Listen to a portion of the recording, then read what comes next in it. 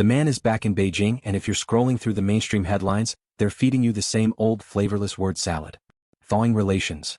A new era of trade. Total snooze fest. But if you actually follow the money, something much more calculated, and frankly a little chaotic, is happening under the hood. Trump didn't just show up with a diplomatic envoy, he brought a hand-picked CEO dream team. We're talking Elon Musk, Tim Cook, Jensen Huang, and the heavyweights of Wall Street, the titans from Blackstone and BlackRock. Now the talking heads on CNBC will tell you this is all about signing big league deals for soybeans or Boeing jets. They're wrong. This isn't a diplomatic mission, it's a high-stakes stress test for global liquidity. If you're still staring at trade deficits, you're looking at a 20th century map in a 21st century war zone. Look at the roster. Back in 2017, the delegation was a crowd, 29 CEOs, mostly there to sell oil and corn. In 2026, the list is leaner, meaner, and arguably more dangerous. It's no longer about selling stuff. It's about the valves.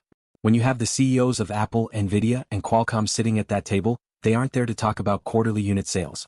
They're there to negotiate the fundamental plumbing of global AI compute. And here's the kicker, the part that actually moved the needle. Why did tech stocks start ripping before Air Force One even touched the tarmac? It was a classic expectation squeeze. The market had spent months betting on a total, catastrophic decoupling. Short interest was at eye-watering levels. But the moment the street saw Cook and Musk on that plane, the narrative flipped. It signaled to the world that the global supply chain protocol was being patched, not deleted. The algorithms don't wait for a press release.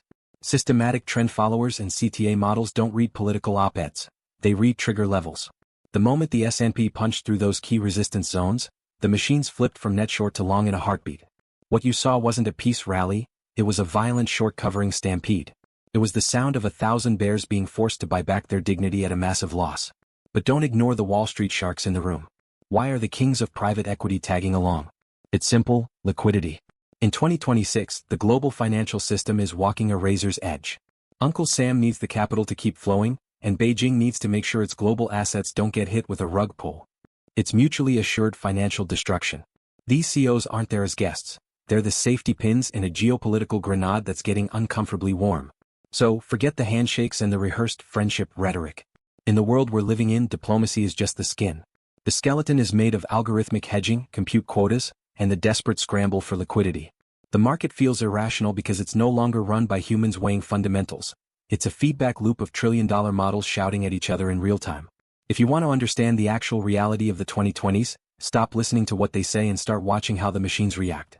Because in this game, the headlines are just the stories we tell ourselves to make sense of the math. Play the game or be played. Hit subscribe and let's stay ahead of the curve.